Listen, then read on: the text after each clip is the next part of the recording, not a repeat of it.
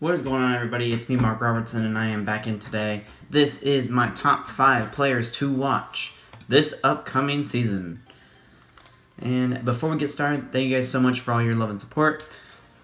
Make sure you guys hit that like button down below and comment down below who you guys have for your top 5 to watch and who you guys think will make the biggest impact on the Kings this season.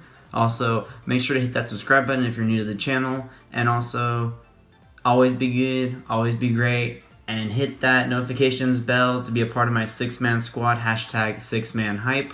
Make sure you guys comment that down below, and I'll hit you guys back up with one later on when I see you guys comment. And just thank you guys so much for always being there and always being supportive. And even through this long break, I am back. The night that I filmed this video, I have just been doing non-stop videos, just getting ready for the season to start. I also started a channel for Yugioh, if any of you guys are interested in the card game. If not, that's all good. This is why I have this channel, and I have that channel for everybody that's interested in Yu-Gi-Oh! But on this channel, we talk about Kings basketball, and we talk about it all the time.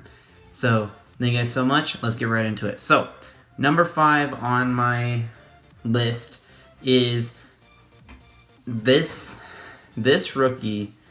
Oh my... He surprised me. He surprised me. I know he surprised a lot of you guys too.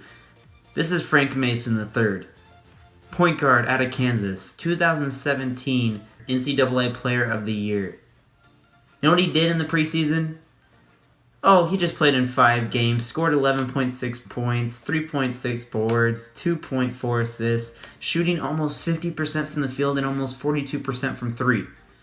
81% from free throw. He was the 2nd overall scorer behind Zach Randolph. Great passer, great scorer from the field and deep. He can do everything, you guys. He can grab rebounds. He can score. He can pass like a madman. He had this crazy one where he went up, and I think he tried to go for like an up and under, but instead he like up and under pass tip to somebody. It was pretty cool. But yeah, great scorer. I think there's a lot to see from him this season. It really depends on how the Kings are going to play it out, like how much they're going to play the small ball scenario where they can play Fox at shooting guard and have Frank or have Mason play that point guard position, or you can always have. I don't know how coach really feels about how players are going to minute wise. I wonder if they're going to like try to give Fox more minutes and then still give Mason some minutes towards the end of the games like they did last year, or if they're going to just send Mason to the G League, which would be fine. Mason can go and ball out in the G League, be the highest scoring player in the G League for a few months, and then come back up right before the season ends, or like right when they're starting to just like possibly shut down George Hill, let De'Aaron Fox play that starting point guard position. But it's going to be a very fun season to watch Frank Mason play. Moving on to number 4, and this one, and I talked about it in the last video too with my preseason review. Make sure you guys go check that out. It will be in the iCard up above, and this one's big too. Yorgos Papagiannis. Yorgos Papagiannis. Yorgos Papagiannis. Yorgos Papagiannis. He's starting to become one of my top 3 players on this team. Just because of the fact that everybody knocks him down. He gets put down on such a low level that everybody knocks him down. Why?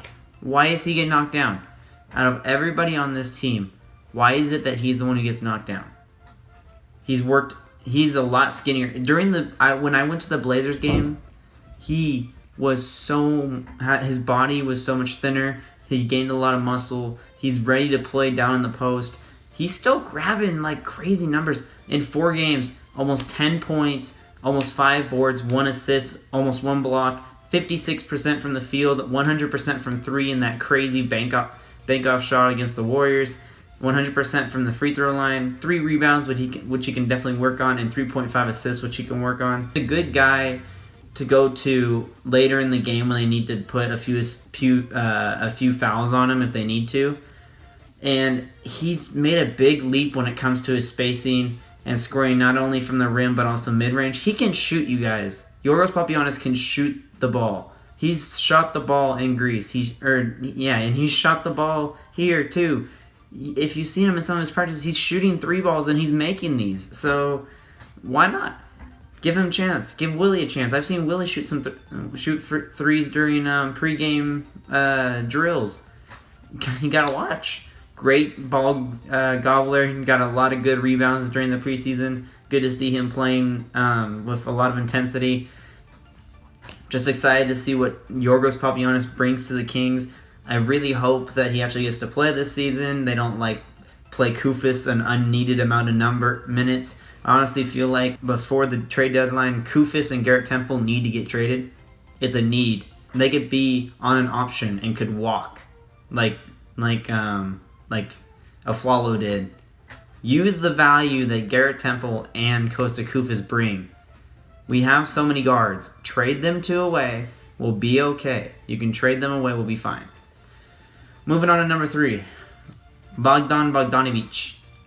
Ooh, this guy is good. I like Bogdan. He was slow to start the games. He played 4 out of 6 games.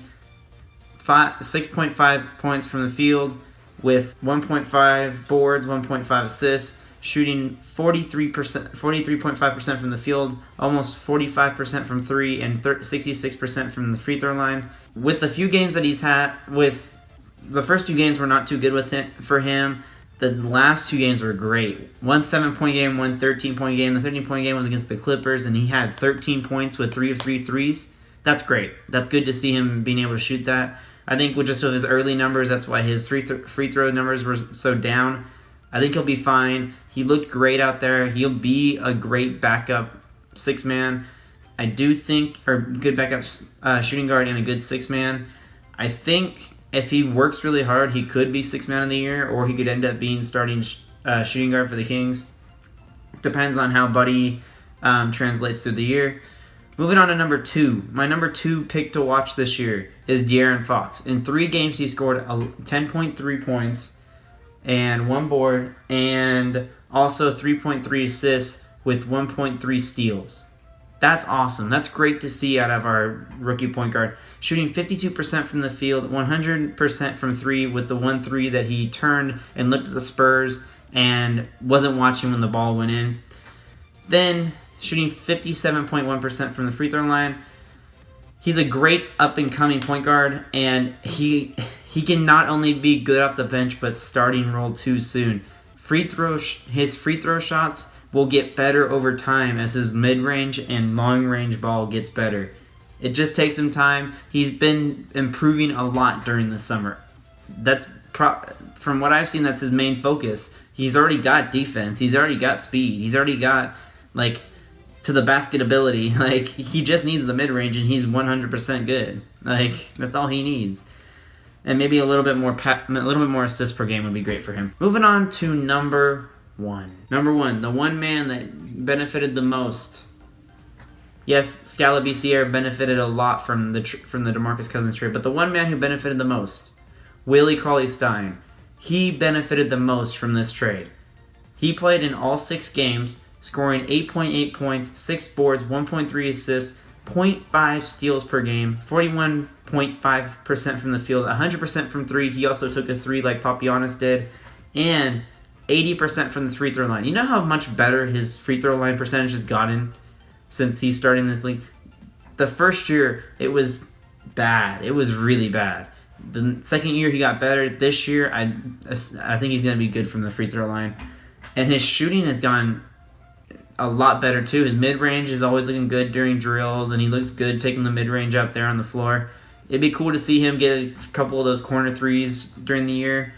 Also, his boards are growing. He looked really good during the end of the year. It'll be fun to watch him, Fox, Labissiere, and the rest of the young core for the Kings just blend and work together to get into the playoffs again.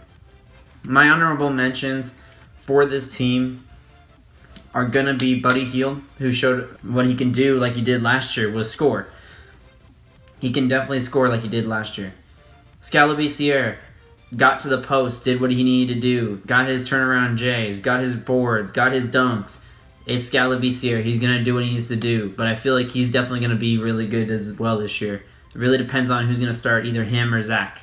Sounds like Zach's going to start just from how good he was during the playoffs. Malachi Richardson showed up during that last game. He is the forgotten one, but like I feel like I haven't seen enough to tell me that he's back, like enough to tell me that he's ready to play again. So we might see him get moved back down to the G League, but we'll have to wait to see how he plays during the year. And then Zach Randolph was fantastic in the preseason. Was phenomenal. That dude was awesome. Averaging 12 plus points a game. He looks phenomenal. He'll be our #1 scorer, I bet you, this year. But we'll just have to wait and see how this goes. Thank you guys for watching. Let me know what you guys think. Who is your guys' top 5 players to watch? Which of these do you think needs a little bit of tweaking in your opinion? Do you think that Frank Mason, Yorgos Papagiannis, Bogdan Bogdanovich, Darren Fox, or Willie Cauley-Stien, do you think they're all going to improve? Do you think they're going to get much better? Do you think they're going to blend together as a team? I certainly think so. Thank you guys for watching. Hit that like button. Hit that subscribe button if you're new. Comment down below what you think. Comment #6man squad if you're a part of my #6man squad. Follow me on all my social medias. I just made a new Snapchat, which is MarcRobertsonSK, capital S, capital K. Follow me on there. You'll see me during Wednesday's home opener in Sacramento. And I'll catch you guys later, everybody.